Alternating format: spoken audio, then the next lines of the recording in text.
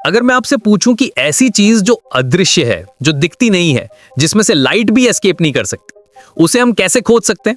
Impossible है ना? But यार साइंस ने ये इम्पॉसिबल को पॉसिबल कर दिखाया और आज हमारे पास ब्लैक होल की फोटोज भी हैं। बट सवाल ये है कि जब ब्लैक होल दिखते ही नहीं तो अर्ली डेज में साइंटिस्ट को कैसे पता चला कि यूनिवर्स में ऐसी चीज एग्जिस्ट भी करती है? क्या किसी ने सपने में देखा या फिर ये सिर्फ एक मैथमेटिकल कैलकुलेशन थी? वेल फ्रेंड्स, आज की स्टोरी है माइंड ब्लोइंग, क्योंकि ब्लैक होल को डिस्कवर करने की जर्नी इतनी फैसिनेटिंग है कि आप सोच भी नहीं सकते। इनफैक्ट ब्लैक होल का आइडिया तो आइंस्टाइन के जनरल रिलेटिविटी से भी 140 साल पहले आ गया था। जी हाँ, 1783 में। तो तैयार हो जाओ, क्योंकि आज हम टाइम ट्रैवल करेंगे 18वीं सदी में और देखेंगे कि कैसे ह्यूमन इमेजिनेशन और मैथमेटिक्स ने मिलकर यूनिवर्स के सबसे डार्क सीक्रेट को अनलॉक किया। तो चलिए शुरू करें। आज से करीब 250 साल पहले 1783 में एक ब्रिटिश फिलोसोफर थे जॉन मिशेल। अब ये शख्स कोई ऑर्डिनरी फिलोसोफर नहीं था। इनफैक्ट मिशेल वो पहले इंसान थे जिन्होंने ये सोचा, यार अगर लाइट की भी स्पीड होती है और ग्रेविटी एक फोर्स है जो चीजों को अट्रैक्ट करती है, तो क्या ऐसा स्टार हो सकता है जिसकी ग्रेविटी इतनी स्ट्रांग हो कि लाइट भी एस्केप नहीं कर पाए? वाह, क्या आइडिया है। बट रुको, यहाँ एक प्रॉब्लम है। उस वक्त तो लोगों को यह भी कंफर्म नहीं था कि लाइट की स्पीड होती भी है या नहीं। अच्छा, बैक स्टोरी समझते हैं। 1676 में ओले रॉमर नाम के एक डेनिश एस्ट्रोनॉमर ने जुपिटर के मून्स को ऑब्जर्व करते हुए डिस्कवर किया था कि लाइट की स्पीड फाइनाइट है, इनफाइनाइट नहीं। और इसी ऑब्जर्वेशन ने जॉन मिशेल को थिंकिंग मोड में डाल दिया। मिशेल ने सोचा, अगर लाइट की स्पीड लिमिटेड है और न्यूटन के हिसाब से ग्रेविटी एक यूनिवर्सल फोर्स है, तो और फिर उन्होंने एक माइंड ब्लोइंग कैलकुलेशन किया। मिशेल ने न्यूटन के ग्रेविटेशनल थ्योरी को यूज करके यह कैलकुलेट किया कि अगर किसी स्टार का मास सूरज से 500 गुना ज्यादा हो और साइज भी सेम हो, तो उसकी एस्केप वेलोसिटी लाइट की स्पीड से ज्यादा हो जाएगी। एस्केप वेलोसिटी का मतलब वो स्पीड जो किसी चीज को किसी प्लैनेट या स्टार की ग्रेविटी से बाहर निकलने के लिए चाहिए। जैसे पृथ्वी की एस्केप वेलोसिटी है 11.2 किलोमीटर पर सेकंड। इसका मतलब अगर आप 11.2 किलोमीटर पर सेकंड की स्पीड से कुछ फेंकोगे तो वो पृथ्वी की ग्रेविटी से एस्केप कर जाएगा। बट अगर किसी स्टार की एस्केप वेलोसिटी लाइट की स्पीड यानी 3 लाख किलोमीटर पर सेकंड से भी ज्यादा हो जाए तो फिर लाइट भी एस्केप नहीं कर पाएगी। और अगर लाइट एस्केप नहीं कर पाएगी तो हमें वो स्टार दिखाई नहीं देगा। ये थे जॉन मिशेल के डार्क स्टार्स यानी ब्लैक होल का फर्स्ट कॉन्सेप्ट। बट यहाँ एक ट्विस्ट है दोस्तों। मिशेल की ये थ्योरी तो ब्रिलियंट थी, पर एक बड़ा प्रॉब्लम था न्यूटोनियन ग्रेविटी के हिसाब से। लाइट तो मासलेस है, तो ग्रेविटी उसे अफेक्ट कैसे करेगी?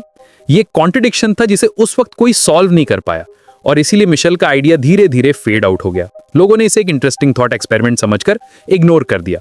बट दोस्तों, साइंस में कोई भी आइडिया वेस्ट नहीं जाता। कभी ना कभी कोई ना कोई उसे आगे जरूर ले जाता है।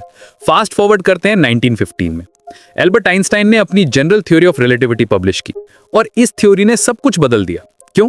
क्योंकि आइंस्टाइन ने बताया कि ग्रेविटी कोई फोर्स नहीं है जैसा न्यूटन सोचते थे, बल्कि स्पेस टाइम का कर्वेचर है। मतलब मैसिव ऑब्जेक्ट्स स्पेस टाइम को बेंड कर देते हैं और यही बेंडिंग हमें ग्रेविटी के रूप में फील होती है।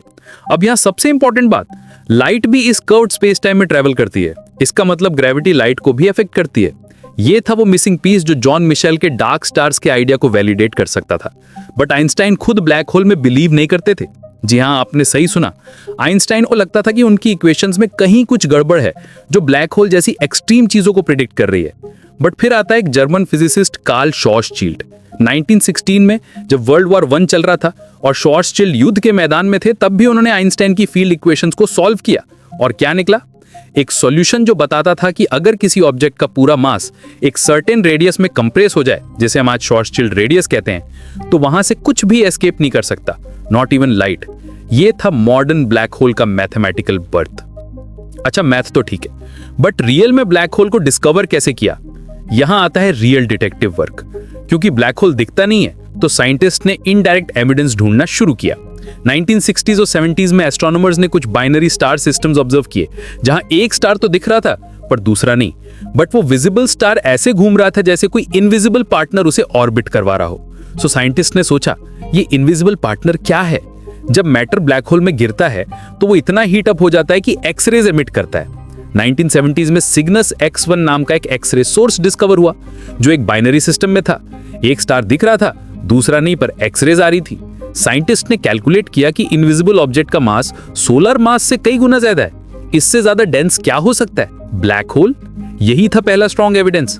आइंस्टाइन ने प्रेडिक्ट किया था कि मैसिव ऑब्जेक्ट्स लाइट को बेंड कर देते हैं। तो अगर ब्लैक होल और हमारे बीच में कोई स्टार हो तो स्टार की लाइट बेंड होगी और हमें मल्टीपल इमेजेस या डिस्टॉर्टेड इमेजेस दिखेंगी। और यस, ये ऑब्जर्व हुआ। और फिर आया 2019, जब पहली बार हमने ब्लैक होल की रियल इमेज देखी। M87 गैलेक्सी के सेंटर में एक सुपर मैसिव ब्लैक होल की शैडो इमेज। कैसे? पूरी दुनिया की रेडियो टेलीस्कोप्स को कनेक्ट करके एक वर्चुअल अर्थ साइज्ड टेलीस्कोप बनाया गया। डेटा को सुपर कंप्यूटर से प्रोसेस किया गया और वॉयला, ब्लैक होल की पहली फोटो। तो देखो दोस्तों, यहां एक ब्यूटीफुल आयरनी है। 1783 में जॉन मिशेल ने कल्पना की डार्क स्टार्स की। 1915 में आइंस्टाइन ने मैथमेटिकली प्रेडिक्ट किया पर खुद बिलीव नहीं किया। 1916 में शॉर्चचील्ड ने सॉल्यूशन दिया युद्ध के मैदान से। 1970s में पहला ब्लैक होल कैंडिडेट मिला, सिग्नस X1, और 2019 में पहली फोटो ली 100 साल से भी ज्यादा समय बाद। ये है साइंस की पावर दोस्तों। पहले इमेजिनेशन, फिर मैथमेटिक्स, फिर ऑब्जर्वेशन और आखिर में कंफर्मेशन। इस पूरी स्टोरी से हमें 3 चीजें सीखने को मिलती हैं। पहला, imagination is the starting point. John Mitchell ने सिर्फ इमेजिन किया था, प्रूफ तो 200 साल बाद आया। दूसरा, math is the language of the universe. Schwarzschild की इक्वेशंस ने बताया कि ब्लैक होल पॉसिबल है। और तीसरा, परसिस्ट पेज ऑफ। साइंटिस्ट ने हार नहीं मानी, दशकों तक इनडायरेक्ट एविडेंस जुटाते रहे। बट यार, एक सवाल अब भी बाकी है। ब्लैक होल के अंदर क्या होता है? इवेंट होराइजन को क्रॉस करने के बाद क्या टाइम स्टॉप हो जाता है? क्या वहां स्पेस टाइम का फैब्रिक ही टूट जाता है? और सबसे बड़ा सवाल, क्या ब्लैक होल दूसरी यूनिवर्स का गेटवे हो सकता है? तो बस दोस्तों, ये थी ब्लैक होल की डिस्कवरी की फैसिनेटिंग जर्नी। जय हिंद, जय विज्ञान।